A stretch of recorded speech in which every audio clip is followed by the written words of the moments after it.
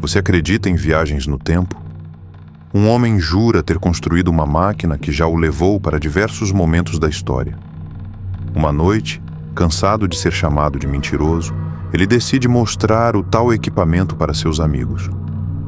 Mas algo sai do controle e é aí que começa a incrível história de Samuel Rivas, o homem que morreu antes de nascer. E se for verdade? Ele dizia que viajava no tempo todas as noites. Ninguém acreditou, até que decidiu provar e desapareceu para sempre. Essa história foi contada por um amigo próximo do protagonista. Se é verdade ou não, cabe a você decidir. O nome dele era Samuel Rivas. Tinha 42 anos, vivia sozinho num sobrado antigo em uma rua esquecida da cidade de Belgrano, na Argentina. Trabalhava como restaurador de relógios antigos e, por ironia ou não, dizia conhecer o tempo melhor do que qualquer um. Aos poucos, começou a afirmar que havia descoberto algo. Um tipo de tecnologia que permitia viagens temporais, não com máquinas grandes ou luzes piscando, mas com um cilindro metálico que, segundo ele, criara sozinho. Contava histórias vívidas, conversas com soldados romanos, a fumaça de Londres durante a guerra, o cheiro da terra no Egito Antigo. Seus amigos ouviam, sorriam e depois zombavam pelas costas. Até que um dia ele disse: "Vou provar. Vocês verão com os próprios olhos." No dia 18 de julho de 1999, Samuel marcou com 4 amigos próximos para irem à sua casa às 20 horas em ponto. Disse que demonstraria sua máquina, que entraria no cilindro diante deles e, segundos depois, voltaria com uma prova de outra era. Eles riram, mas combinaram de ir. Samuel, segundo vizinhos, passou o dia quieto, concentrado.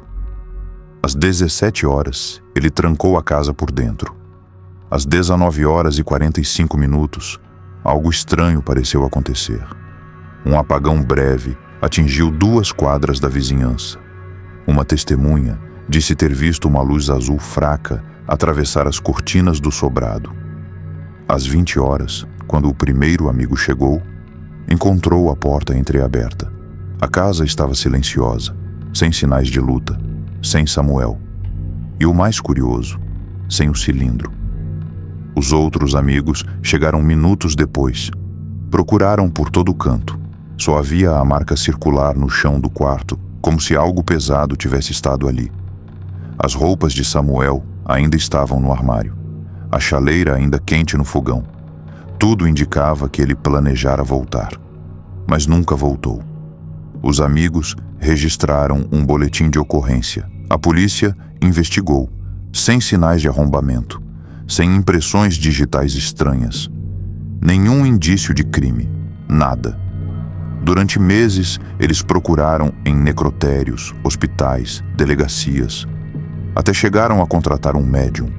A resposta era sempre a mesma. Ele está em outro lugar. A casa foi lacrada. E o caso, arquivado como desaparecimento voluntário. Mas ninguém nunca conseguiu explicar para onde. 20 anos se passaram. O nome de Samuel virou piada antiga. Os amigos seguiram suas vidas, cada um lidando à sua maneira com o mistério. Até que, em 2019, uma notícia vinda da costa do Chile reacendeu tudo. Um cilindro de metal, corroído pelo sal, foi encontrado encalhado em uma praia isolada. A estrutura parecia antiga, mas tinha detalhes modernos demais para ser sucata. Ao abrirem a tampa, encontraram o cadáver de um homem parcialmente colapsado por dentro, como se tivesse sido comprimido por uma pressão impossível. Com ele, havia apenas 2 objetos. Um relógio digital novíssimo, parado exatamente às 19 horas e 45 minutos do dia 18 de julho de 1999. E uma cópia amarelada de um jornal de Buenos Aires, datado de 1923. A notícia se espalhou com rapidez. Especialistas analisaram o cilindro, o corpo, os objetos. O relógio era de um modelo lançado apenas em 2003. O jornal era autêntico, com papel e tinta compatíveis com impressão dos anos 20. O cadáver, mesmo parcialmente destruído, apresentava características compatíveis com a idade e tipo físico de Samuel Rivas. Mas o teste de DNA foi inconclusivo, não porque não correspondesse, mas porque o perfil genético tinha mutações que os laboratórios não conseguiam explicar. Um laudo chegou a afirmar: material genético incompatível com padrões atuais de catalogação. Os amigos de Samuel, agora idosos, reconheceram a história imediatamente, mas nenhum deles deu entrevista. Um deles apenas escreveu, em carta enviada ao jornal. Ele conseguiu, mas algo deu errado. Dias depois da notícia, o cilindro foi levado por militares a um local não divulgado. O governo chileno não emitiu comunicados, e jornalistas que insistiram no caso relataram receber mensagens anônimas, os desestimulando a continuar. O cilindro simplesmente sumiu. Restaram apenas as fotos feitas por pescadores no momento em que o encontraram. Uma delas, desfocada, mostrava símbolos riscados na parte interna da tampa.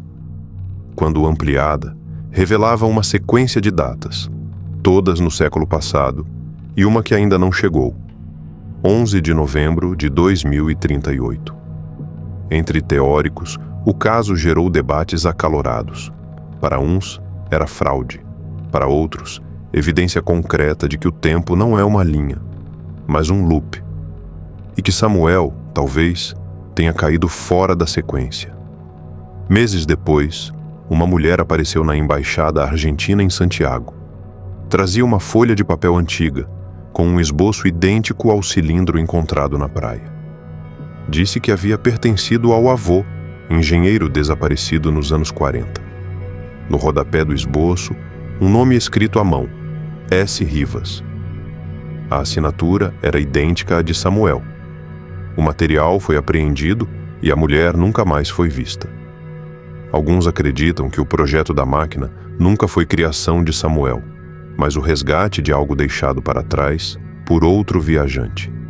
Um ciclo, um destino que se repete. Mas a pergunta continua ecoando entre os que acompanharam o caso. Se ele viajou mesmo no tempo, por que voltou naquele dia? Ou pior, e se ele nunca tivesse saído de lá? Em 2021, um historiador digitalizou um acervo de registros civis antigos do bairro de Belgrano. Em um dos documentos de 1922, encontrou algo curioso. O atestado de óbito de um homem chamado Samuel Rivas. Profissão: relojoeiro. A causa da morte era um colapso interno não explicado. A data do falecimento: 19 de julho. Um dia após o desaparecimento do Samuel de 1999. A foto anexada ao documento, em preto e branco, mostrava um homem jovem, mas com os mesmos traços faciais. A semelhança foi confirmada por um software de reconhecimento facial. Mas, como poderia alguém morrer antes mesmo de ter nascido? O historiador tentou expor o achado. Seu blog foi retirado do ar. Seu computador, apreendido por suposta violação de dados confidenciais. Hoje, na casa onde Samuel viveu, funciona uma loja de antiguidades.